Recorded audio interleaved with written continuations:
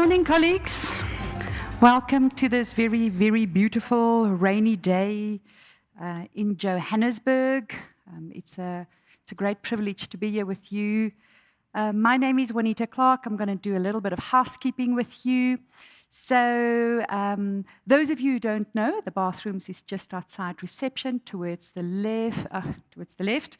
Ladies on the right, gents on the left as you exit. Please, can we ask that you put your phones on silent, just so that there's no interference from the outside. I just want to invite you to enjoy this morning with us. We're looking forward to a fantastic morning with all of you. Welcome to everybody that has joined us this morning. So just by way of introduction, my name is Juanita Clark. I'm the Chief Executive Officer of an industry association called the Digital Council Africa. So we started this association 13 years ago, and our main aim is to drive the adoption of the digital economy in South Africa and across Africa. It's a very big privilege to welcome you this morning to the Business Day Dialogues Breakfast Series. Today's session themed Connect Africa, Game Changer at Your Doorstep with Open Access Data Centers. It is, as mentioned, my real privilege to be your host for this morning. I trust that you are going to find the dialogues and the engagements informative. And I'm so privileged today to be hosting a phenomenal lineup of speakers that are joining us, all of whom have made a substantial contribution to digital transformation on the African continent. And I look forward to engaging with them today as we explore some critical conversations focusing on the digitalization of South Africa. And also to consider the pivotal role of internet exchange points and sophisticated data centers in powering and realizing South Africa's digital future. And in fact, that is our topic for this morning, transforming South Africa's digital future. We're going to look at a couple of topics this morning, explore some dialogues with our esteemed speakers, and some of it is also going to be to look at the GDP growth on the back of digital adoption, and a topic that's really close to my heart and equally important, the risk of digital exclusion, something that we should all be aware of, the digital divide and the risk that poses if we cannot narrow the divide and make sure that we connect every single human in our country to participate in the greater digital economy. Good morning, colleagues, and thank you for joining us today. So joining me this morning, you may probably know all of the speakers that's going to be here today. Dr. Ayotunde Coker, who's the CEO of Open Access Data Centers and the Chairperson of the Africa Data Center Association. With him, Dr. Sayuri Mudliar, the ESG Director at Open Access Data Centers, and then, of course, Bronwyn Williams, futurist, economist, and business trend analyst at Flux Trends. I think we all agree that business, and of course business leaders by extension, have a pivotal role to play in advancing digital transformation beyond just mere connectivity. And this is really one of the crucial topics that we will be exploring from the stage today. But of course, not just us. We'd like to encourage all of you to participate in this discussion, either here in the room, welcome, our in-person delegates, through the Q&A that we will be hosting in a little bit. There'll be a roving mic that will go around, so please jot down your questions that you'd like to pose to the audience, and we'll give you a moment to engage with them. And then, of course, a big welcome also to our online guests that are joining us virtually this morning.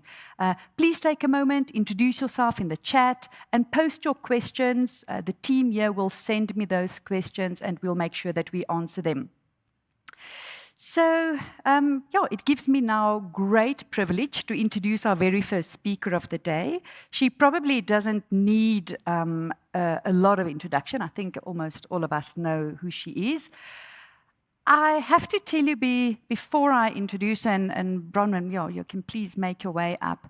One of the things that I find often overwhelming is just the amount of reading time that we have to set aside to stay up to speed with trends and all the things that are going out here. So we're very fortunate to have Bronwyn here this morning from Flux Trends. And Joe, you're going to make our life a little bit easier. You're going to recap all the things that we have to know and thanks, Bronwyn. We look forward to hearing from you. Exactly. We get to kind of do the reading so you don't have to, and then we can tell you the bits that are important. But anyway, today I'm just going to be really setting the scene as to why digital sovereignty is so important, which is going to be one of the themes that's going to come through today. I'm certainly not going to take any of the talking points from any of our other esteemed speakers today, but I thought it would be worthwhile to start off the conversation with thinking about the world that we are in right now. So the word of the year, according to some of the business journals, at the beginning of the year was we're in this perma-crisis phase where it seems like we're never going to get back to any sort of new normal. And sure, that's true, but it's always been the case that there's never going to be the same normal that we had before. As people say, what is normal anyway, other than the average of last week, yesterday, and last year? Things are always changing. But perhaps times are changing in slightly different ways right now. And to that end, I can draw your attention to the Norlin College for Nannies, which is a nanny super school in the United States. So this is the college you go to if you want a Mary Poppins quality nanny to look after your precious children, if you are a rich and famous person. Now, the Norlin College for Nannies, if you're interested in becoming a nanny to the rich and famous, costs about the same as getting an MBA. So it's not for the faint-hearted. It's for the very elite future caretakers of the world's future elite. But what's interesting about the Norlin College for Nannies' current curricula is that it doesn't just teach the future nannies to take care of children physically, not just cooking and cleaning and diaper changing skills and perhaps driving skills here. Oh no. Right now, if you want to graduate from this college, you will have to undertake classes in mixed martial arts to sort of ward off kidnappers, should that be an issue. You also have to take classes in advanced evasive driving, again, to make sure that you're able to keep your charges safe. And you're also going to be expected to take classes in cybersecurity, to look after your wards perhaps being hacked, or also to find out and to make sure that the sort of quality of information that they're consuming online is being guarded and guided by a firm and gentle hand.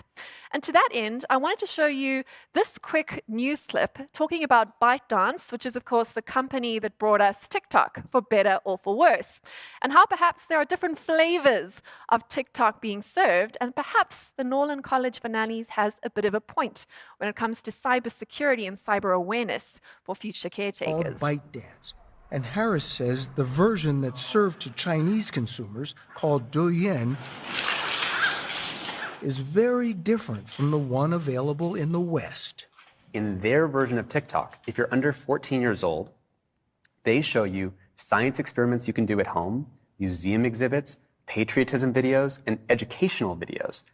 And they also limit it to only 40 minutes per day. Now, they don't ship that version of TikTok to the rest of the world. So it's almost like they recognize that technology is influencing kids' development, and they make their domestic version a spinach version of TikTok, while they ship the opium version to the rest of the world. The version served to the West has kids hooked for hours at a time. The impact, Harris says, is predictable. There's a survey of preteens in the US and China asking what is the most aspirational career that you want to have. In the US, the number one was influencer. Social media influencer. And in China, the number one was astronaut. Again, you allow those two societies to play out for a few generations, I can tell you what your world is going to look like. So I show you that really just to sort of lead the conversation into the importance of digital sovereignty going forward for any nation. And here's another way we can look at the same problem.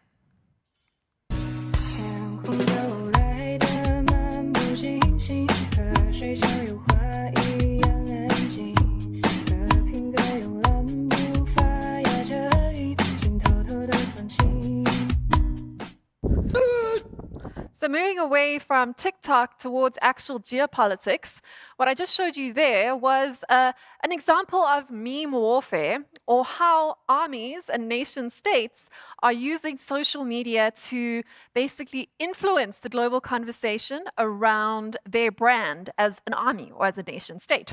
And that was the Chinese army performing a TikTok dance at the geopolitical conflict between the Chinese and Indian borders in the Himalayas, designed, of course, to get people to think that the Chinese army is quite cool and to sort of win them over to their side.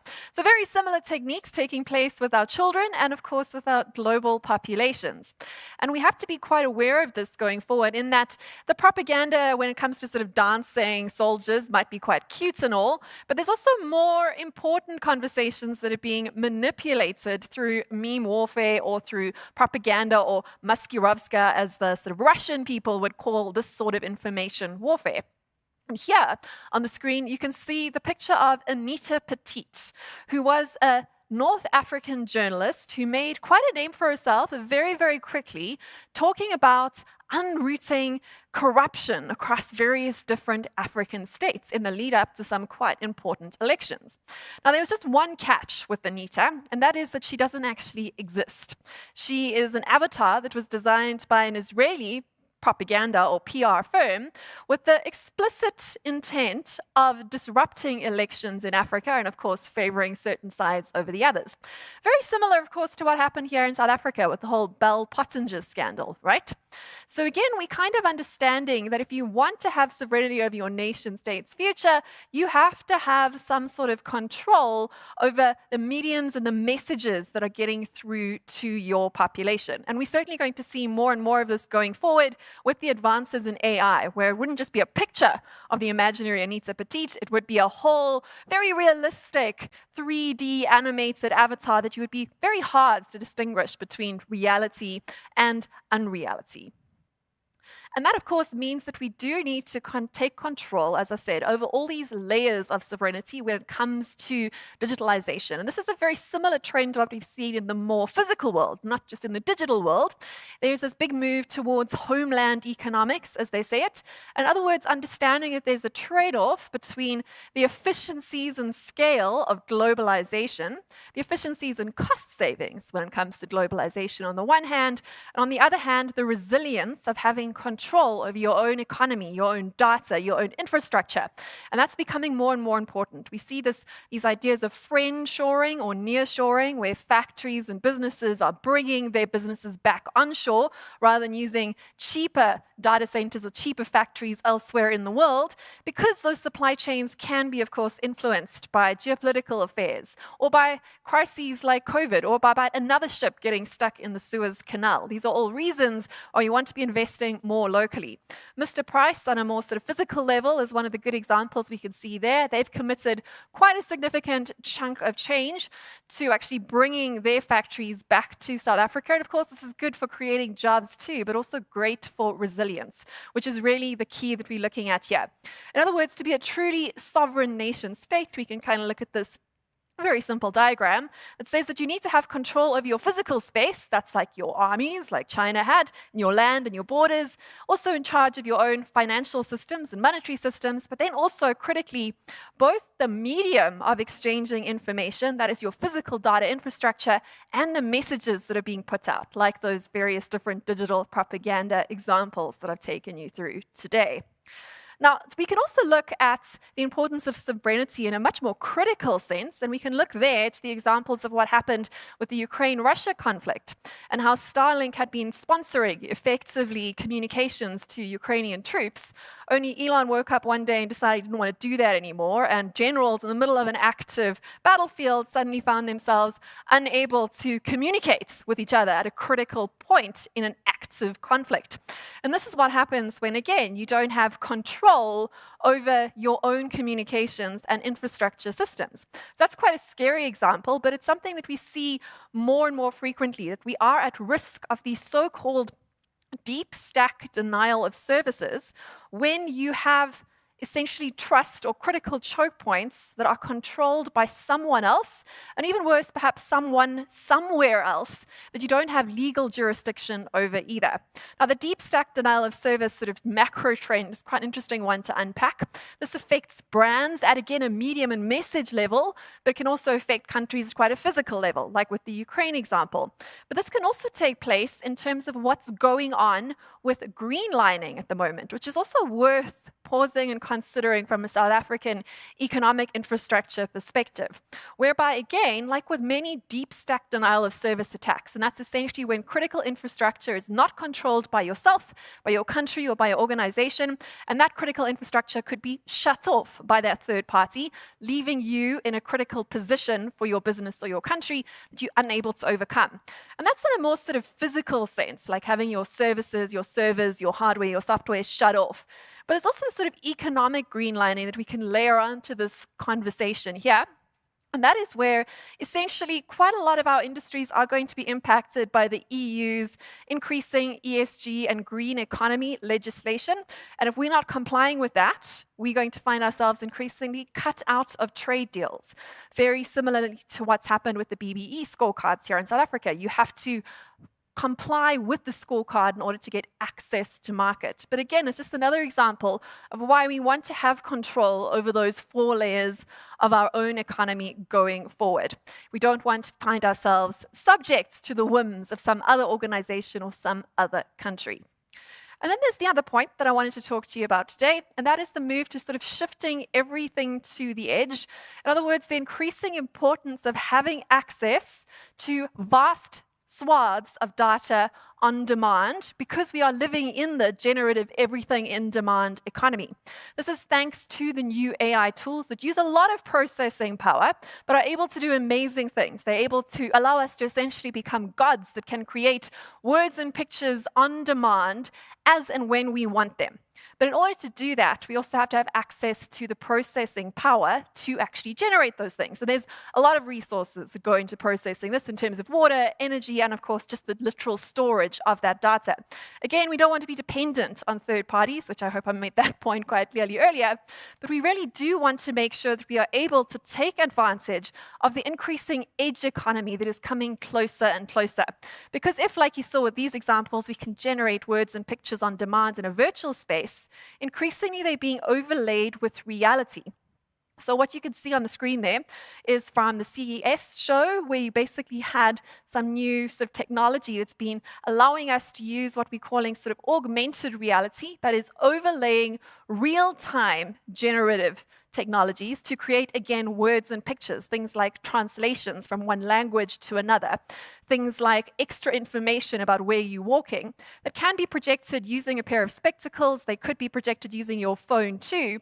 But the idea is we're having this overlay of information in the real world that is becoming more and more ubiquitous. And more than that, some of the more sort of interesting futuristic aspects of augmented reality is not just adding layers that give you more information, more richness when you look through a virtual screen into a real environment, like you can see with the glasses there, which were actually designed to help deaf people get real-time text-based translation from speech into text. We're also starting to see the advances of diminished reality technology, which I find perhaps even more interesting. With diminished reality technology, you could understand that as being essentially a pop-up filter for the real world. So if you're wearing diminished reality glasses, you'll be able to program them in such a way that you're not able to see litter in the streets or poor people or vagrants. So you can just imagine, much like Dorothy in The Wizard of Oz, that you're walking around in a much more beautiful full-time environment than is real reality behind the screen. But that's almost like a side point to where we're heading. The point is that we're going to need more and more processing power to use these technologies, but also it gets even closer to the edge when we start to get into the world of the Internet of Things and smart objects. And of course, the quintessential smart object, which there are patents for, so it's coming sooner rather than later, would be the smart toilet. that would be able to essentially screen your deposits to give you early warning signals for anything that could be going wrong with your body. But that requires more and more processing at the edge, not just at data centers. But again, that's the sort of world we're heading towards, and to take advantage of these sorts of patents and this constant filtering and augmenting and analyzing of reality, we're going to again need data sovereignty going forward. And I've got a couple of interesting examples of where we see this technology going at the moment in terms of edge opportunities. The first one would be across the pond in Florida, which had, of course, awful flooding over the last couple of years. And what they managed to do there was to get aid to people who had been impacted by the floods instantaneously. What they did was essentially geo-track people's phones that were from people who lived in that area, and they were able to send them funds, the equivalent of around about 7,000 Rand per person, for anyone who fell into that geolocation area. So instant access to relief in terms of disasters. Very similar technology being used to process insurance claims in China, where Ping An, the big Chinese insurance company there, very similar to Discovery here in South Africa, will actually allow people, if they are involved in a car accident, thanks to sensors in the car, sensors in your phone, again, very similar to what Vitality does here, be able to give you instant payouts as soon as, basically almost as soon as impact has taken place. You can sort of process things that much faster. But again, you have to have total connectivity to get those sorts of real gains in efficiency working quite efficiently. And then there's perhaps my favorite example as to sort of where we headed in the sort of future that we're working into at the moment. And that would be a patent, again, from Ford, the motoring company, that has designed a car that can repossess itself if you miss your car payments, right? So this is a smart car, kind of like a Tesla, but if you don't pay, if you don't make your premiums, the car will drive itself back to the dealership, right? Why not? We can do these sorts of things going forward. Welcome to the future. Now, you might think that we live in South Africa, and we all live behind high walls in gated communities, so good luck to your car getting out and getting back home. But there's already other sort of smart products that you might want to start paying attention to in terms of edge processing and the Internet of Things. And again, one of my favorite examples comes from an Israeli company that manufactures air vests for motorbike riders. So this is a vest that's supposed to inflate upon impact. Only again, if you don't pay your premiums to the company, it doesn't inflate on impact. So you're really encouraged to keep on paying. Great opportunities for efficiencies. Ethics, of course, is slightly different. But again, that's the sort of world that we're going into. Do we want to be a part of it or not? Well, we'll either be sort of a victim or a beneficiary of the opportunities that are coming up for us. But to close it off for today, I want to speak briefly about where we are in South Africa when it comes to taking advantage of digital technology altogether. And I think one of my most interesting statistics that I came up with is that South Africans spend just about more time on the internet than any other country in the world. We're right there, right at the front. There's no one else on this chart. We're way above the worldwide average here in terms of the amount of time we're spending online. So again, I want to draw your attention back to that first video I showed you from ByteDance and TikTok. And that's, what are we actually spending our time on? What are we spending our attention on? But at the same time, there's huge opportunities. The opportunity is there to connect even more of us. So we can even get even further on that chart, because we're only sitting at around about 72% in terms of internet penetration. There's still work to be done, but there's huge opportunity and clearly huge demand for having more and better democratized access to technology, so that again, we can be the people creating self-repossessing cars rather than the people having our cars repossessed from us. But thank you very much. That's what I've got for you today.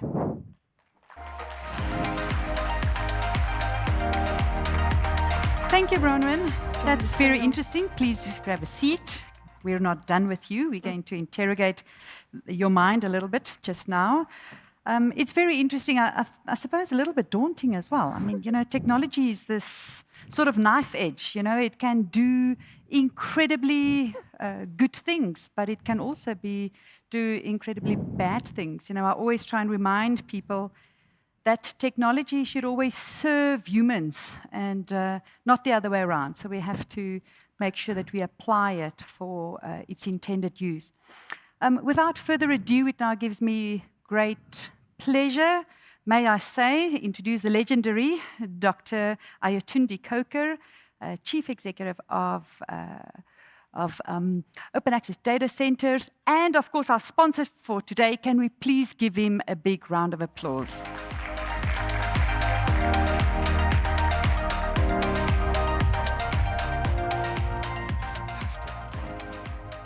Thank you very much. Cheers. Good morning, colleagues, industry colleagues, in a sort of broad way. Delighted to be here, and a fantastic presentation from Bronwyn about the art of the possible of a lot of what's happening now, access to the internet, digital change that's impacting us right now. And I'll talk about, just add to that aspect of the digital change. Then I'll come back to really some stuff has to be in place to make all of this happen and how that's evolved over time. And then put that into context of what WIOC Group, the parent company of Open Access Data Centers, what Open Access Data Centers is doing, and how that combines to connectivity, pervasive connectivity that enables all of this stuff to happen. It's remarkable that in South Africa, South Africa is the most internet usage company in the world. And that kind of made me think, well, okay, interesting. Broadband internet penetration has actually doubled over the last 10 years, from about 45% of population to around about 73% of population. Quite remarkable. It's one of the highest in Africa, actually, even by global standards. And it's good to see that the government here is setting a target of universal internet access by 2024, just around the corner, okay? But a lot of things have to happen to enable this. I go back to about 1989. I used to work at Ford of Europe at the time. And we had, huge mainframes, huge buildings of mainframes that will process data processing for finance and stuff like that, and payroll, which is what it was. And another part of product development for Europe had a data center that ran at 5 MIPS. Then we want to talk about MIPS again these days. This thing was water-cooled. I had a whole building around about the size of about half this. It was just the computer, right? And the data center manager had this empire, okay? And I remember when Sun Microsystems came in with a pizza box that ran at 100 MIPS, okay? That's when people were thinking, MIPS, what's all this MIPS stuff anyway? Now, around the mix of that, okay, I was involved in setting out my role there. 2 key roles in Ford before I moved on was one around setting the strategy for what became the world car. Ford used to have the Americas and the rest of the world. Interesting, you use Ford as an example. It's amazing what I have a Ford in the US. It's amazing what you can do with what you can download online directly into your car and upgrade your entire sat-nav systems, and everything. And they try to get you to buy new cars because they'll say, well, actually, that model is obsolete now because of course you can. But anyway, I'll go back to the history. Now, in the sort of strategy team, we had an open plan office about this size. And around, we call some colleagues, they're really doing the really cool stuff. We call them the expert systems team, okay? Now, this was 1990. And they were coding and writing all this stuff that's going to transform things we do with paint shops. You collect a lot of data. It comes up with heuristic models, understanding all of the parameters that affect how you paint a car right first time, and how you do things around all of the tests you need to do with car crash tests, so on in product development and stuff like that. But it didn't have enough compute power to do what was actually possible with what we were trying to code. So suddenly you had these 100 MIP systems and the kind of nice graphical interfaces we needed to do for a better experience for users right across the world started to become possible. It used to cost about $10 million then to build this big room of video cameras and TV screens so you could do video conferencing and reduce the amount of time we spent flying from London or Netherlands and so on to the US in Detroit and all of that. But today, I could be beamed, probably being beamed to someone who knows where in the US, okay? Just because it's now part of pervasive in society. So it's not just the big guns that can afford the networks and the big video systems and so on, the big computers. It's now pretty much being democratized, and we're going straight through to the next level. And this is through digital infrastructure that has been put in place progressively over time, and it continues to improve significantly. So the poor data center manager who suddenly felt that his world was falling apart because 10 times the power he had in his empire was now being provided by pizza box. And now those pizza boxes, we have loads of them in racks in data centers and cooling and everything, and they've grown significantly over the last 30 years. And it's not just Sun Microsystems that's doing it, a whole lot of people doing it. So it's changed significantly. In another role with JP Morgan doing a global regulatory reporting system and had a big data warehouse and so on. And we've done everything that was needed, and we're thinking about the infrastructure we required and the processing to make it happen at the speed we needed it to happen. It wasn't available. So we had to spend millions of dollars on the processing that's required to crunch this stuff that costs probably $20,000 now, okay? And about $150,000 was going to buy us 3 terabytes of just data. This was 1998, 99, right?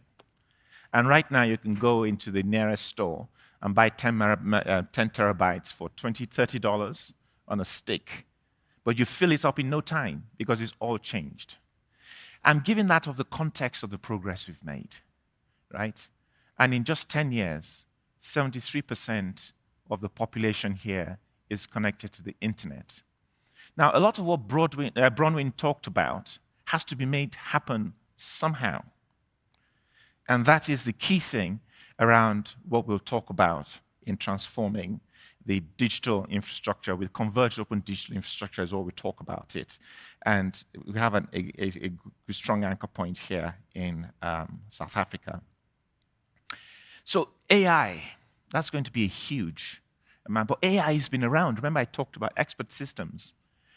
Google Maps, how many people had to depend on being here today on time by looking at Google Maps while it's raining? And I was talking to my Uber driver, and he said, well, yeah, Google Maps said that, but it's 2 minutes quicker. But I know it's more guaranteed this way because if suddenly there's load shedding, that place could suddenly be jammed and you'll get to where you're going late. So it's safer for us.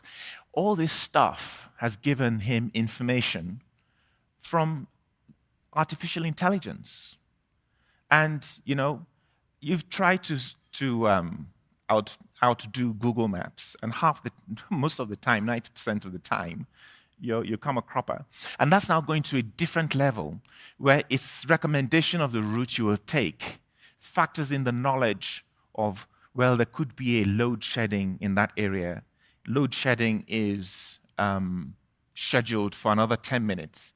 So I won't route you that way, because in 10 minutes' time, it'll be worse route. So I'll route you this way, because it's gathered lots of information, and this thing is computed somewhere. Now, if in computing that solution, you see this round thing going round and round and round and round, and you've made the decision to turn before it suddenly tells you, oh dear, you're going the wrong way. What would you do if there was another app that gave you that information like that? You could make the decisions.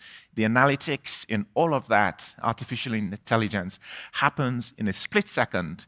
You make your decisions, and it's done. You'd stop using the other app. And the only way you can stop the round and round and round and round and round is to do things at the edge, closer to the point of consumption, and set out a global architecture that works around open connectivity, open data centers of different scales right at the edge. And you put what's due where it's due. So I always try to put I'm not one of those people who think, oh my God, artificial intelligence is going to kill us and so on. Computers will take over humans and all that. No. When I was in university, if you wanted to do your research in the libraries were huge, big places of worship, right? Remember? Shh. And you go to the research, you have some computer there, the microfiche, and you go through all of the microfiche stuff, and you'd write it down. And if you had one of those programmable Casio things that you could do, you're really, really cool because you could program your Casio computer, and to do certain things and so on. And it'd take you a week to do a little bit of research that would take you around about 15 minutes now, just by going on to Google. A couple of things Bronwyn mentioned, and I just quickly went online to think, let me just put this in some sort of context. I didn't have to go into a library. I didn't have to get annoyed because somebody was stalking around the corner. I just did it on my iPad, on my phone, and I thought, okay, cool, right? And that's the shift that we've had. So imagine if you're a doctor. There's a huge issue in the UK right now with the health service. Backlogs, and so on, and how do we optimize the way surgeons and doctors work, and so on. Imagine artificial intelligence when you're home. The endpoint computing and the Internet of Things is part of this picture, right? So you might just put your finger into the clip thing that's connected to your computer. It all goes off for a bit of processing. It doesn't say come back in half an hour. It doesn't say you might die tomorrow, but your GP appointment is in 2 weeks' time. That always makes me think, really? In 2 weeks' time, I'm either dead, I'm better, and my GP appointment is in 2 weeks' time. But if I'm able to just pay £100, I'll see the GP tomorrow. Imagine the liberation that would happen even here. I'll use in the UK as an example, where suddenly it gives you the entire diagnostics of what you want, what you need, and a printout that's validated electronically by the doctor of your prescription, and you go off to the pharmacy, and that's done. A whole range. And even if you really wanted to have just to sit down and say, hello, GP, I just came to talk because I need a bit of, you might find other routes enabled by AI for you to achieve those things. Imagine if you run a law firm, and a significant amount of analysis you need to do by the law assistants and so on because of the case point. All you need to do is to put in the case point, fine-tune it with your own knowledge to get the artificial intelligence viewpoint of what to do. And in fact, if you know who the jurors are, you could then put into your case advice the names of the jurors of the case you're working on, and you get some interesting insights about how they might think. Does that replace people? No, it takes things up to a totally different level. So much so that those 5 MIPS, those days, the transformation we've had in our lifetime of anybody who's around about sort of 40 and above is more than anything anywhere. We've lived through 2, coming to 3 ages of digital transformation, okay? So what I see of what Bronwyn's talked about is just a natural shift to the next level of pervasive, democratized access, not to the internet, but to a new world of computer-aided lifestyles, okay? So how do you make this happen? It's moving things to the edge, right? Africa is the new frontier, as they say, to the next stage of computing and computing enablement. You see, the world of the internet lives in data centers. You have gigawatts and megawatts of data centers all over the place. In Europe, you have the flap D countries, they call them. That's Frankfurt, London, Amsterdam, Paris, and Dublin, where are the data center heart of Europe. And a lot of these places crunch a lot of data. Switzerland is starting to emerge, a few other emerging locations, the Nordics because of the availability of clean, green energy and so on. And we've been connecting Africa to the world not badly connected. We've had undersea, subsea cables around the west and subsea cables around the east, through to Europe, concentration points in, say, Marseille, Portugal, London, and so on, to connect us to the world, but nothing much was happening over here, right? So you have connectivity and data centers that enable all of this stuff, because now we've been able to crunch a lot of MIPS and whatever it is into a very, very tiny little port. And people talk about, well, there's new technology and what's been brought by NVIDIA. There's all this stuff now about graphene, and so on. I said, great. Wouldn't it be great if we could just have new technologies to bring a lot more compute into a lot less space? And we'll be able to do a lot more, because the human mind is able to do a lot more, but it's only limited by connectivity and compute capability. So there's something called latency, the time it takes for point of compute to point of consumption. And if that amount of time is long, that's when you have all of this point with horrible user experience that causes stuff to go around on your screen or your phone. And because we're consuming from Europe what we need to use here, right? So the way to change that is to move compute to the point of consumption, especially when you have dense consumption in a place like South Africa, where we have 74% penetration. And the actually interesting thing, if you look at that graph, I've been thinking, why is it that these countries are the most used, and why is it that these other countries are the least? I think it's demographics. If you look at the lowest demographic ages, tends to be Africa, South America, Asia, and those countries live around about there, right?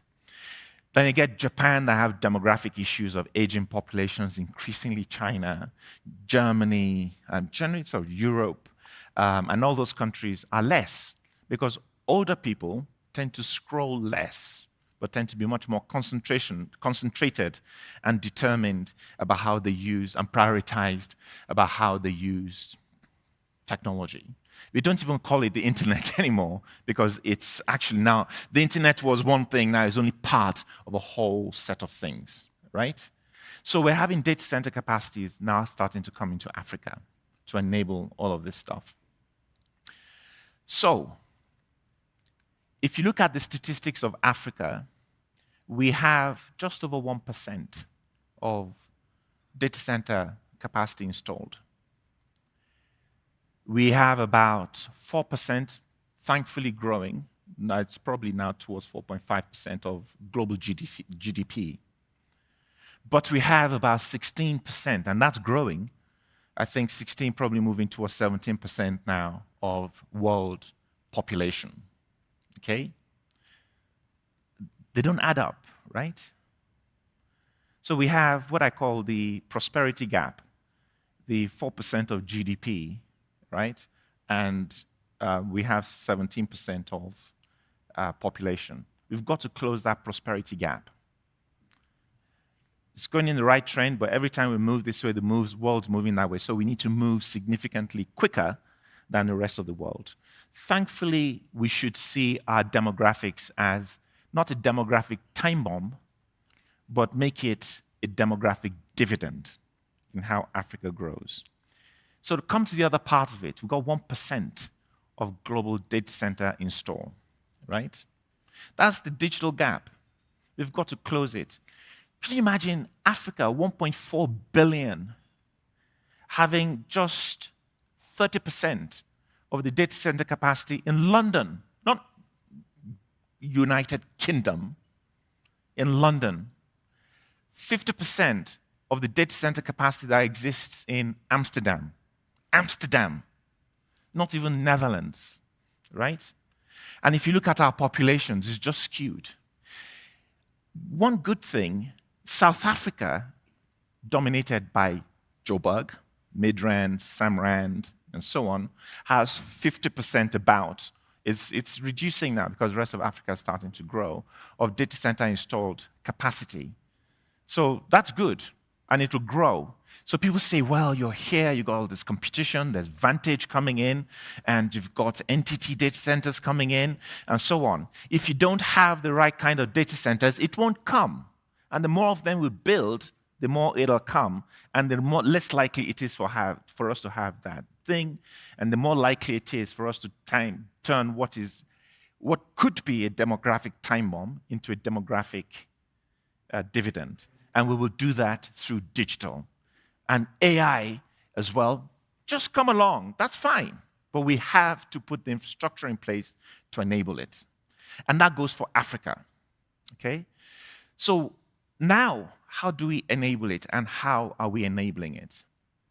15 years ago, a company called WIOC was established, West Indian Ocean Cable Company, initially based in Nairobi, to be a share of the Easy Cable that started, okay, on the East Coast. And the group and the team and the CEO have done a fantastic job of diversifying the company into having capacity and shares and so on in subsea cables, the west coast of Africa, east coast of Africa, with landing points and connectivity points in Portugal, in London, into Marseille, and so on, right? Okay. And it decided to complete this picture, why don't we set up a data center company, Pan-Africa, because it's provided connectivity Pan-Africa. In this digitization journey, if you went back just 4 years ago and looked at Africa, what I call the dark spine of Africa was just dark. Lots of good undersea subsea cables, but very little backhauling into the middle of Africa. If you look at that same map now, you can search it on the internet.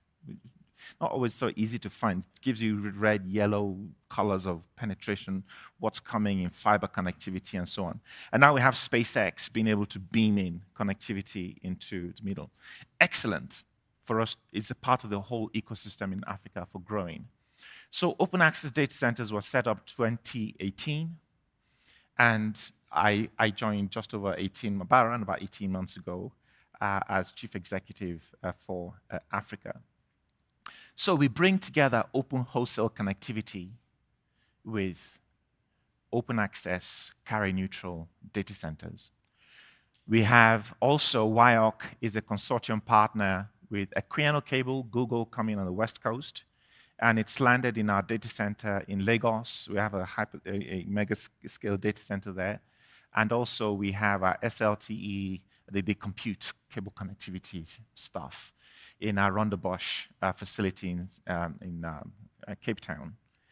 In Durban, we also have a consortium partner with Meta's 2Africa, around 2Africa West and 2Africa East Gira systems. And the 2Africa East one lands in our facility in Durban, and we have a landing point that'll come in Somalia, so on. So just those two cables more than double the total of the capacity of existing on the sea cables, right?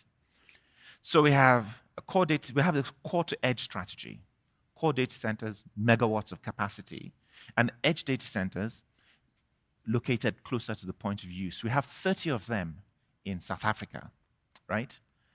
And also, in expanding WIOC's connectivity business, is built national long-distance networks across here, and also in Southern Africa and other parts of Africa, Nigeria, DR Congo, and so on. And we have a data center in DR Congo as well, right? So what we do is to bring open access connectivity to open access data centers and also at the edge. It's unique in South Africa, and it's unique in Africa.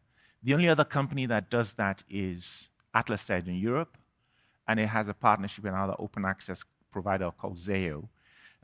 But here we have it as part of one family group called WIOC Group.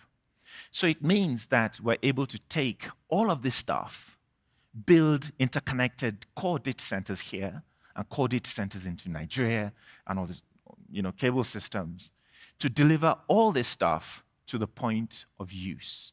So the 30 edge data centers allow us to deliver a transformation of interconnectivity of all of those things that will make what Bronwyn was talking about happen. Without that, it's a nice presentation. But it's happening, right? The other thing, finally, because I've been about 25 minutes, right? I need to, is that we're changing the game. That's why it's a game changer at our doorstep here. You don't have to have millions and billions of rand to be able to deliver services because you need to put the infrastructure in place. We do that. It's our core competence. People talk about load shedding. It's an issue, but 100% uptime is our core competence. We figure out how to do it. Now, it might make the power more expensive, but it's better than having no power, right? Keep the compute going. Load shedding has to be solved in its own ways, but you have to keep the compute going, right? Do it to the edge. That means that you can have open access connectivity to carry your services to the edge point of consumption. The game change is that you're not the infrastructure owner as a differentiator. At the point of consumption, you are the service delivery provider, the ISP, the aggregator of content, and you can sit at an edge data center, just rest, totally assured that I'm close to the point of use, I can optimize my services to the point of use. And this is the kind of technology, and the 5G actually also has to be delivered at the point of use. And a lot of our key partners and providers leverage this so that that can happen, okay? It's a changer. So you open a whole ecosystem of service providers, of content, of cloud, of just general internet connectivity. And that's how it gives that roadmap to what the government is trying to achieve in 2024 of universal, democratized internet access. And access to technology. Internet is part of it, the IoT is part of it, and a basis for AI. So why do I say, bring on the data centers, including what we're doing, right? Africa Data Center Association, we leave our competition at the door, and we're coming to talk about how do we transform data infrastructure in Africa. It's because it is required for us to be able to deliver the technology. AI is going to shift from Europe, compute is going to shift from Europe because there's no room in Europe for AI compute. You can't build data centers quickly enough, and you won't get the planning permission. And you've got some serious power issues. Sayuri, my colleague here, Director ESG, focuses on everything we do being green. It's pervasive through the organization of what we do, right? So a lot of Africa's compute is going to move to Africa anyway. I call it this compute substitution, right? You're then going to fill it up with what's required in AI in Europe. We build the data centers across Africa, and you'll see concentration coming up in Lagos and Nairobi and East Africa. I won't talk about that. There's another thing to talk about, the Africa picture, another time. And that's what's going to enable all of this stuff. And I think we'll now go into talking about what it means for businesses and so on, and the opportunities, having given the context of what we do, given the core converged open digital infrastructure of a core-to-edge strategy that underpins everything that's required to make tomorrow happen now. Thank you very much. Thank you, Dr. Tundi. Please take a seat. I see that there's already questions coming through from our online guests, but Dr. Mudliar, it will be great if you could join us on the stage as well. Colleagues, we're going to go into a Q&A. I've prepared some questions, for the audience, feel free to also jot down some questions that you may have for them in a little bit. And of course, our online guests, you're welcome to send us through your questions. Dr. Tundi, I just wanted to just sort of build a little bit. You sort of touched on the end that, today is also about business, and digital transformation is a critical component. And I think a lot of what you do is to speak to business leadership about their digital transformation journey. So I think my very first question this morning then has to be aimed at C-level executives that are looking to foster a culture of innovation in their enterprise. How do the advances in digital infrastructure and internet exchange points and data centers enable and support continuous business innovation? One thing that's happened over the years, as I mentioned, is the shift of the people who could afford to build their own networks being the ones that could use technology, and the ones who could build their own data centers, and the ones who could build their own very expensive video conferencing facilities, to it becoming much more pervasive now, right? So it actually totally reduces the barrier to access to advanced technology to companies. And therefore, whether it's medium-sized or large enterprise or distributed enterprise or international enterprise, the key thing is to optimize the way you leverage what is now being democratized technology. And it's a great leveling field. So it comes down, therefore, the competitive advantage comes out to how enterprises will outthink and out-innovate others. So you need agility. You need pervasiveness in people, digital awareness as a general required rule, okay? I started to realize, especially when I've done large company integrations, and you look at the executives that touch everything, okay? There are three. The chief people officer, because people are a part of all aspects of the business. So chief people officer, if you're a bank, I'll use a bank as an example, right? You've got commercial banking, you've got investment banking, you've got retail banking, you've got digital banking, fintech, and so on. They're all people, okay? Mm. The CFO is the other person, because everybody either spends money or makes money somewhere. So the CFO has to understand how everybody spends or how everybody makes money. Mm. And the chief digital officer, whether it's CIO, CDO, CDIO, CTIDO, or whatever we choose to call it, the individual who drives the lead of technology in the company, because you touch everybody's lives. The integration has to mean the system that helps this one has to be integrated. And when I was part of my first role here back in Africa was as Africa CIO for Access Bank, and we took over a bank 5 times our size, called Intercontinental Bank. And we had some indigestion, and but we did it very, very quickly. But you felt like these 3 individuals had to carry everybody's cross with them, right? Mm. So that's the world we live in now. Digital is pervasive. Yeah. And what I then realized, actually, you can't do it on your own. It's not you just get some pointers, head of IT, or that means they don't get it, right, immediately. Yeah. It's no longer part of that back office thing. Digital officers have to be executives who understand the context of the business they live in, who are fantastic with emotional intelligence, can educate, engage at executive levels, be coaches, and get everyone to get it, okay? Because it's everyone's role now. Yeah.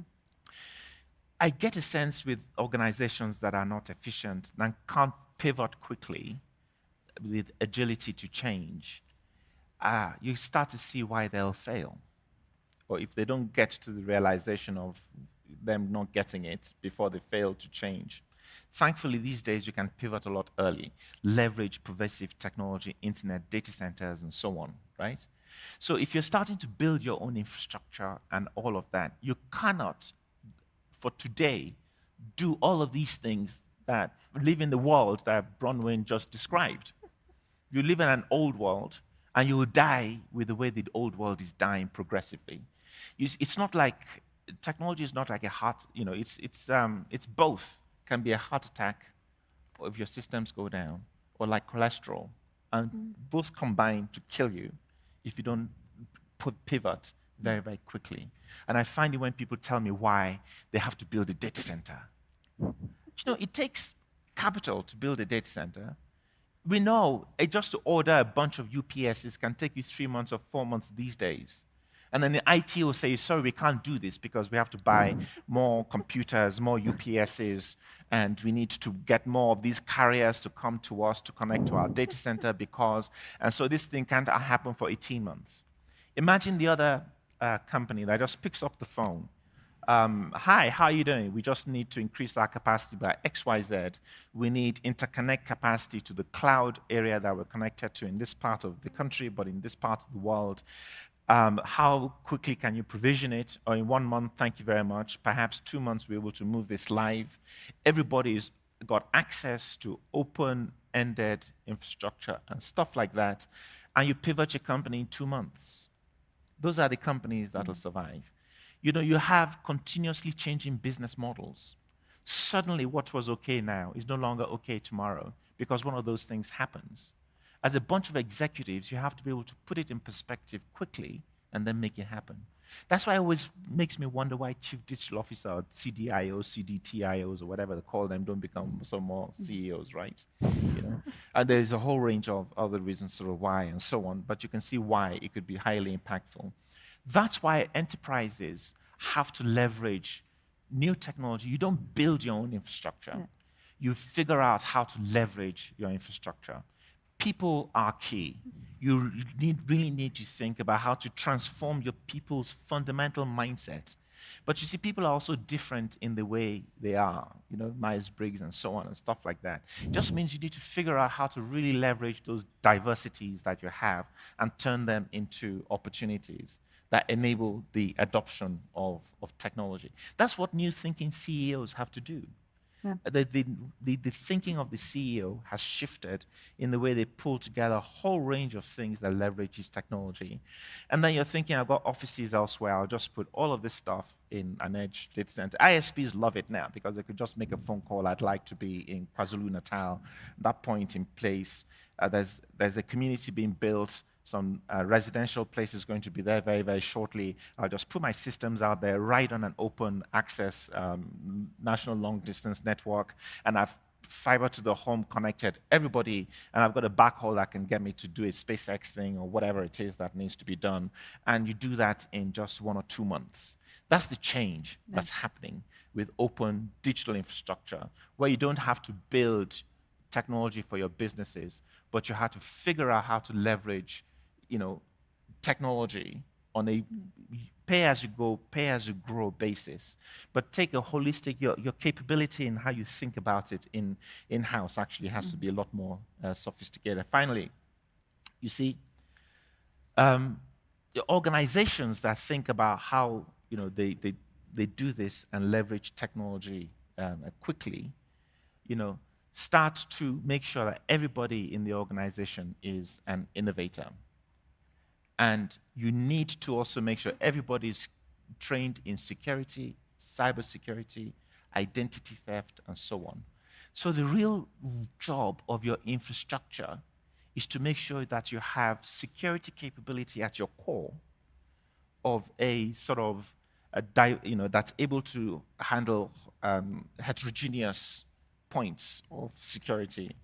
And the endpoint security has got to a different level, because that now is, if you do a risk assessment to the organization and what could be the highest risk impact, you'll probably find it's around digital security. Now, that's where you have to focus quite a lot of effort on, to make sure that all of these aspects of the cloud you use there, the co-location you have there, the connectivity you have with all your ISPs and so on, all comes out of a digital key infrastructure that secures the enterprise.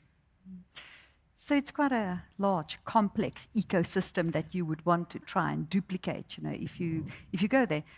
Not least of all, your ESG strategy. You know, so Dr. Mudli, I'm going to ask you, you know, just a question around that. You know, so there's like so much noise around the ESG space. What should data centers be focusing on in their sustainability planning and the implementation of their sustainability plans? Thanks, Juanita, and good morning to everybody. I think, you know, whenever we talk about the noise around, especially around ESG, around sustainability, the advice I always give is try to cut through the noise. It's really important, and not just for data centers, I think for all of your businesses as well. The first step is always to understand, what does your business want to do? What is your strategy? And then align what you need to do in terms of ESG or sustainability or the reporting to your strategy. I think what we're seeing very much in the data center space is that the significant issues are, you know, quite obviously around energy efficiency, around decarbonization, water use efficiency, and other resources like waste reduction. So I think, you know, each person, each company will understand what's significant. What we in the sustainability space, we refer to it as material matters. What the material matters are for you to resolve in that ESG space. And I would think From a data center perspective, if you're building your own data center, of course, the essential things will be around your energy efficiency. If you're looking to use co-location space, then I think a lot of the the hard work around setting up a data center is taken away from you. And I think that's sort of the value proposition of using a data center that's an open data center with co-location facilities, is that they've done all the hard work. So we've done all of the work that needs to be done around the infrastructure, around the ESG requirements, so that you don't have to. We ensure that we comply with all of the regulatory aspects. We make sure that we've met the requirements of the hyperscalers. So you know that if you come to us, we've already got the information security aspects sorted out. We've got we've complied with global standards with regard to our energy efficiency, which is the biggest problem that you're going to face if you're setting up your own data center. And I think when it comes to reporting, we've already got our systems in place to ensure that we can track our emissions, so that when you're reporting on what we're bringing through as your Scope 3 emissions, we've already complied with all of the requirements, and we give that to you in a format that is acceptable from a reporting perspective. So I think it depends very much on where you are, the size of your organization. I mean, if you're an SME, for example, the benefit of using co-location space is great, because then you don't have to do all of that ESG, regulatory, and reporting requirements of setting up your own data center. If you're a bank, for example, then that's, of course, you've got the Equator Principles and all of your investment principles of responsible investment or responsible banking that you've got to comply with. I think it makes a lot more sense to then use co-location services where we've already complied with all of that and can provide that information to you. And of course, you know, having an ESG strategy is important, and it's a responsible thing to do, but it's an expensive thing to do as well. You know, ESG is not, you know, a cheap exercise, so to speak. Dr. Coker spoke a little bit about, and Bronwyn as well touched on AI, and what are the implications that AI has for data centers from a sustainability perspective, looking from on that side again? Mm-hmm. I think the main benefit we're going to get from AI, or that we're already getting from AI, is the ability to process large amounts of data. Large amounts of data is what is the main benefit we're getting. And if I just think about the effect this has when we talk about digital transformation, because a very important ESG indicator for us is the social aspect, the S part of the ESG. And when we look at social transformation in Africa, I think the implications of AI having the ability to process large amounts of data has significant benefits in terms of the social challenges that we face in Africa. So healthcare, for example, education, and those sorts of things. What's also very important from an AI perspective is the predictive capability from machine learning. And if you look at a data center where we constantly speak about energy efficiency, firstly, we're going to be able to process large amounts of the data around what we need in terms of efficiency and be able to correct the inefficiencies real time, which is fantastic. And then the predictive capability is to be able to predict how we're going to be using energy, what we need to do, whether cooling systems have to be switched on, whether the external cooling is sufficient and you don't need that. So I think from efficiency perspective, from the scale perspective in terms of how you process data, those are going to be the most significant benefits. Thank you. Bronwyn, I'm just going to jump to you, and there's some questions on the chat. But from your perspective, what are the absolute key future trends in digital infrastructure that, in your opinion, you think business leaders should prepare for to stay ahead of the pack? Well, I think we've already touched on it here. Like the whole future with AI is here. It's not really a future, it's a present challenge. But the issue is that the speed and scale of those systems are now rapidly becoming the baseline with which every business is going to have to accelerate to in order just to be competitive. It's the same sort of conversation we have a lot in my line of work with employees looking at their future and competitiveness in terms of a future with more artificial intelligence. People are concerned about their jobs, their careers. But learning to compete with these tools, not so much competing with them, but starting to understand how to use them becomes the base level to actually participating in society. So the same for businesses. Businesses have to have that speed and scale, otherwise you simply cannot compete. And it's something that's going to be very, very hard to do by yourself, like you're talking about here. This is something that you're going to have to rely on third parties to help you with because of the way AI works compared to perhaps the sort of Web 2 generation digital infrastructure, is that it is such an economies of scale industry. It's something that you absolutely have to have access to the biggest models, to the biggest data centers. You can't necessarily compete. It's very unfair, but also hugely exciting going forward. So the whole sort of feature just becomes that much more accelerated there. And then I spoke a bit today about the whole sort of edge-based sort of economy when it comes to digital infrastructure. And that's something that we're also going to see more and more. That's processing at the edge, but also having the internet, as you were talking about earlier too, as not being a place that you go to, but becoming more the water we swim in, to kind of use that analogy. So at the moment, still, the internet for most of us is experienced through a black rectangle of some sort. Maybe it's a big one, maybe it's a small one.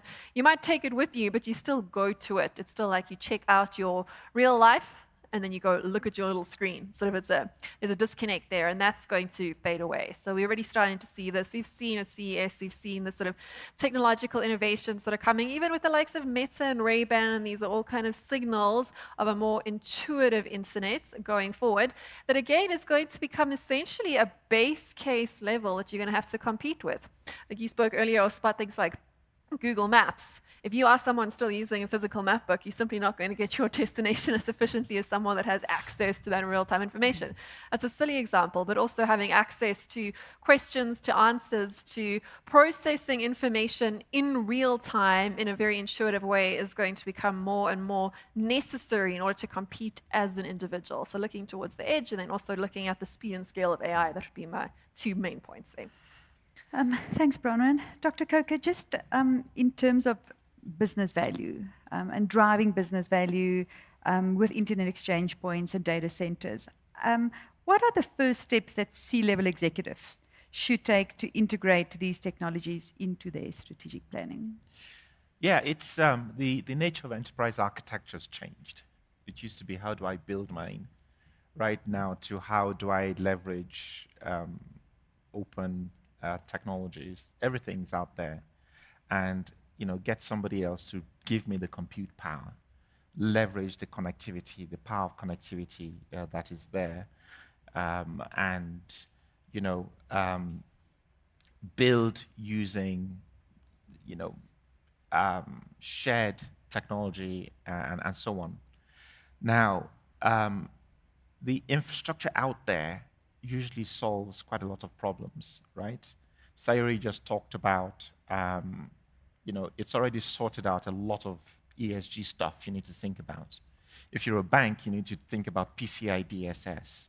That means if you built a data center, you have to get someone to come and do your PCI DSS analysis and your biometric this and your whatever that and the lock and so on and so forth. Well, if you stick your stuff in the right data center, that's already taken care of. They've already done a lot of the ESG stuff. That's really quite broad. When I look at what Sayuri has to do with how we deal with a whole range of things, sustainability-linked loans, and so on. Do you know IFRS now, coming next year, has a sustainability aspect to it that even medium-sized enterprises have to think about, okay? But by doing a whole range of leveraging already available technology, not building yours, it really just enables you to, outsource or by proxy, meet a lot of those requirements that you will fit.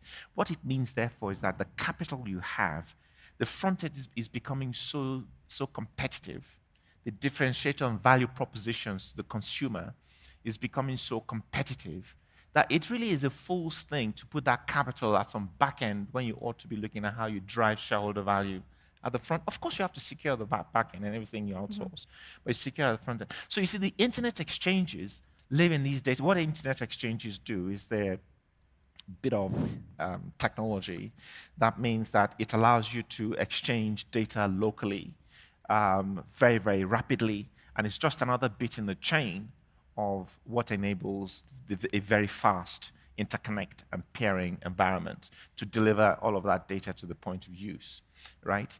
In the old days, if you wanted to exchange a bit of data, say with the internet, and you resolve the address, it's like going to a post office that has to go to London to see where that address is. And London says, oh, I don't have this information. So it goes to New York. New York says, oh, I really don't. Sometimes London resolves it. Sometimes it goes all the way to LA for it to come back to Midrand to tell you, actually, it's in Samrand you need to send this stuff to, okay? And you have to ship it all over. Imagine the cost of that, the time it's taken. And that's what happens with data. So when you have the right internet exchanges around, and it's not just one internet exchange in Joburg, right? You start to see that these internet exchanges actually go towards the edge as well, because the speed of needing these things to happen is so quick that if you're in KwaZulu-Natal, you might as well just do your business in KwaZulu-Natal of what you can do there. No point coming to Joburg. There's an ESG part to that as well. If you have your core systems in Joburg and in KwaZulu-Natal, you know, it's a long way, and you're going to have to think about all of that. Better you keep it local, and your ESG impact is significantly limited. And therefore, when you're reporting all of these IFRS ESG stuff, you cancel that one out. That's why the edge is so important. And you put the IX at the edge over there, you become, I like the way you put it, about the business is moved at the edge, actually. You have a whole ecosystem over there. It's a bit like living in a community where you have your own swimming pool, you have your own stuff, and you don't have to drive 20 kilometers to go to use someone else's swimming pool. That's another analogy there. So that's this combined, converged digital infrastructure at the edge enables businesses to transform and ticks the boxes for quite a lot of other things that you have to consider, whether you're a large enterprise. You know, even large enterprises have to do global local. That's the way things are these days. You know, where you're SME, or I also liked the other example about the individual, the efficiency of you, the competitiveness of you as an individual. That's important. Yeah. Because your competitiveness is what you take into the business, and the business competitiveness is what draws individual competitiveness into a competitive enterprise. So that's the difference all of these technologies like IXs do and so on. We haven't even, you know, there's a really interesting global architecture going on with respect to content distribution networks and all of those things that enable this to happen. Well, these content distribution networks are coming local as well. There are local ones sprouting, there are international ones coming here, and they need to also link into the international networks, you know, and so on. Imagine if you're a CEO having to think about all this stuff, and you forget about, so that, they say, what keeps you awake at night? I'm wondering about how a CDN might do X, Y, Z, and they say, I can't implement it for the next 6 months. Damn, I need to turn the business around in 1 month. No, what keeps you awake at night is the fact that in 1 month, I'm going to be more competitive. I'm going to be more agile. I've taken the opportunistic space over there because of the technology I'm able to leverage just because, well, it's there. Thank you. Thanks, Dr. Coker. I just want to look at this. Dr. Mudliar, I wanted to just pose this question to you. It says, when we talk about the S in ESG, socio-economic development, what does this mean for Africa? And is the African experience different from what we are seeing globally? Yeah, that's a very good question, and one that we get really often. I think if you're just talking about what digital transformation means for Africa compared to globally, and even when we're talking about when we report on ESG and raise ESG issues, what we're finding is the global situation is very focused on the E in ESG. And even if you focus on the S, it usually is around the issue of, for example, gender transformation on boards. The African experience is a lot more basic. We have to try and get girls into schools, for example, if you talk about the gender issue, as opposed to focusing immediately on how we change board composition. Using, in our space, in the ICT space, using the connectivity, using the digital transformation to actually make that difference, change how we increase the pipeline of youth coming into the ICT industry. Other aspects as well, how we use technology in order to improve the socioeconomic development in Africa. Our main issues, like healthcare, for example. If we combine things like AI, 5G, edge computing, you can actually have remote medical procedures being done medical procedures being done in very remote areas. It's just accessibility. We've already seen how the internet and technology provides accessibility in terms of education. So I think the African experience is very much around the socioeconomic development. That's absolutely true. But I think very much at a basic level, how we change, and we speak over and over again about the fact that the resource that we have in Africa are the youth. And I think just trying to get the majority of people out of poverty, having access to the internet, or even having access to education, just moving that bar a little bit higher is where we're going to see the most impact. I think in terms of impact, we're looking at just changing how people live. We've got large communities that still don't have access to water and sanitation. So how do we use technology for that, or even just need to change all of that in order to get to that point where we're talking about the bigger picture issues of, the internet access, or our representation on boards, for example. Yeah, right. And speaking of digital inclusion, Bronwyn, I'm going to come to you. I always use the very practical example of when we had the fees must fall, movement. And, all of us may or may not be in favor of it. That's not the conversation. The conversation is that if practically fees did fall, we couldn't put the young people in universities. There's practically no desks. There's no chairs. So how do we then enable young people to participate in this? And the only answer, practically would be through access to the internet, affordable internet. Mm-hmm. And the question here, and I'm just going to frame it in my own words to you, is like, how do we make sure that we bring everybody online in a responsible manner, and what are the risks associated with young people that have not been exposed to the internet, that maybe don't understand the risks? What is government's role, private sector's role, and society's role, and some of the risks associated, it's a big question, loaded question, some of the risks associated with the digital divide and exclusion?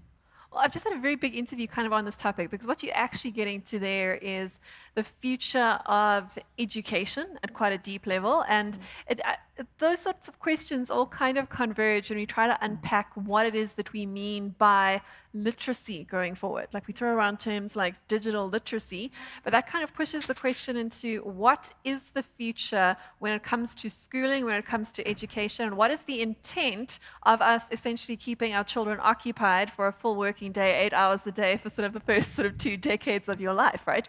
What are we wanting to do out of it? So at the moment, education is seen as imparting knowledge to children, testing them on that with exams, and then sort of sending them out into hopefully universities. That's sort of what we plan that people should do. But with what has happened with instant access to information, like I showed you very briefly, those sort of glasses that could give you information. The world's information is already available on your cell phone. We do actually have cell phone penetration. We know this. We've got more cell phones than we have people. Data is coming down. Our data access in terms of internet penetration is also increasing to pretty much a point that most young people in this country do have access. They might not have access at the best rates or at the best speed. That's less of an issue for me, other than trying to figure out what the future of empowering equipping our young people to be competitive in a very fast-paced, globalized world where you don't have a choice not to compete with people coming out of China, India, America, Europe. Our children have to compete with them there. And it's not a case necessarily of imparting more knowledge into people's brains, but actually getting people access to the ability to access information on demand in order to compete with that globalized, digitized overall world. And there, the questions around responsible internet usage, responsible data usage. I mean, I spoke about the TikTok thing and like how what we consume, we are what we consume, whether it's the food we're consuming or the ideas that we're consuming. But it becomes less about what we're teaching people and how we teach people to access this information on demand. And I think that's a very big question for society going forward, that we've got to unpack our entire schooling systems and disrupt what we think about what education is, what universities are. Is it necessary even to go to university and get a degree where you cram a whole lot of information into your brain when you live in a world that you can get access to that intuitively, maybe through a Neuralink brain chip, if you like, of the Elon Musk sort of school of things, or more mundanely, just through your smart glasses or smart earbuds, which are already there. These things are out there. And that's the sort of intuitive access to information people will have, literally a little voice in your brain that'll give you the answer when you need it. Why do we need to teach people answer? We need to teach people the right questions, which is a very different sort of conversation to have. But still, the questions around responsible digital literacy, it's about reading technology, it's about understanding how to use it responsibly, and how also to defend yourself against the meme warfare kind of things that I spoke about earlier, distinguishing between what is real and what is false in a world that's very sort of augmented reality, generative AI on demand. So it's very different values and nuances that we need to teach our children that the technology is very much a part of, but it's more the why and the how than the what would kind of be my simplest way to answer that very complicated question. So sticking to the education sort of topic, there's a question online from somebody to Dr. Coker and Dr. Mudlia, both of you, around skills and saying, how big is the skills deficit in the data center? Are there opportunities? And how can anybody that's out there interested to join this participate and Yeah. Well, you know, the skills thing is, the data center business is very, brings together a whole range of skills. You need to design a building, you need to think about the mechanical, you need to think about the electrical, you need to think about relating to the end consumers and the end clients, about their digital infrastructure and how you bring it together, and a load of stuff around the cooling, and you have to interconnect, and you have to have these vibrant interconnect ecosystems that enables things to work. So for individuals who need to get in, there are lots of opportunities with which to get in. And, you know, I always find that it's a leadership context you set. We have amazingly bright young talent. The demography in Africa, as I mentioned, is young, anything from 18 to about 20, by and large, median age, right? And, you know, you can build up the skill sets. You know, once you have individuals with fundamental core competencies and values, you know, so on, you can actually bring them in, start to develop that competency. And I've seen how we can create world-class, outstanding individuals out of that. So for the individual asking the questions about how do I get in the industry, there are lots of entry points into getting into the industry. And also chart out, it's not nothing, it's you create your own possibilities of doing it, chart out things you need to do. The industry is growing here, many other players, which is good. And there are many opportunities for young individuals to set that up as their choice of career. What happens these days is you don't sit in one career for 30 years like you used to be, or 20 years like then you became, or 10 years like, you know, there are opportunities to build on your core competencies and get into one industry and then look at how that can also leverage you into other industries. If I can just add, I think one of the things we've had a lot of success with is we partner with communities. We have various programs with young people from school level, from high school level, and sponsor educating them in the sort of ICT, with ICT skills. And then we do have several programs where we then sponsor their diplomas, for example, and offer them employment at the end of it. One of the things I often say to people asking that very question, how do I get into the data center or the ICT industry, is to start with the skills that you have. You know, and I've said this often as well, we don't only employ engineers or computer scientists. So, you know, if you're in HR, if you're a lawyer, whatever it is, if you identify the company that you want to get into, and if you have that interest in then moving into perhaps, you know, a more technical role, do it from there once you understand the industry from the inside. But you're very right about the skills gap is huge, especially in Africa. And I think what we're trying to do is start from you know, the very bottom, ensuring the literacy, providing those skills, and eventually, I mean, because you can really only change that. There's no, we're not really achieving any transformation by us within the industry constantly poaching senior people from each other and not transforming the pipeline of talent coming in. So I think very much the emphasis must be on the education at secondary school level, and then providing the programs for people to come into the industry. Certainly a very, very exciting time in South Africa, but also on the continent, as we look at the how data centers are expanding, the opportunities, job opportunities, economic opportunities. Colleagues, we've come to the end of the session. Thank you very, very much for your time. Bronwyn, I'm going to ask you for a closing comment, that pearl of wisdom you want to throw out there and leave our colleagues with.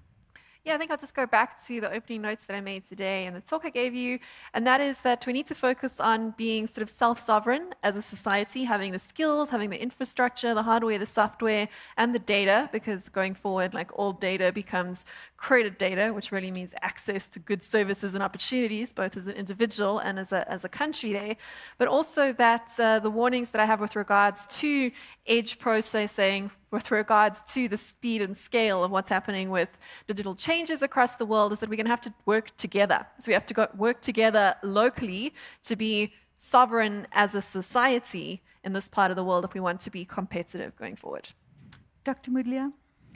I would say, especially to business leaders, with all the noise around ESG, for example, focus on what's important to you, which is your strategy, and how you gain competitive advantage. So use sustainability as something that you use for competitive advantage, and use business partnerships like, you know, open data centers, for example, to deal with issues like compliance, so that you can focus on the things that are important to your business and to your role as a senior business leader. Stick to your knitting. You know. Dr. Coker? It's been a great session, actually. It got me thinking when Bronwyn was talking about education and some examples in banking and financial services, in government. I have a feeling we could do this kind of session around education. Oh, yeah, we could do this kind of session in banking and finance. We could do the same thing in government, and we could talk about manufacturing and other aspects of social impact. So I kind of get this feeling this discussion is the start of a journey. Thank you. Thank you very much, colleagues, for joining us today. It's been absolutely interesting to spend some time with you, and it's been a pleasure to host you. And thank you to all of you for coming in today and joining us here this morning. Thank you to Business Day Dialogues live series, and of course to Open Access Data Centers for making this morning a possibility. Our online guests for joining us, and those of you that are here in the room, please join us for a cup of coffee afterwards and hand out a business card, and maybe, by the sounds of it, even a CV, if you've got one. Have a magical rest of the day. Thank you, colleagues.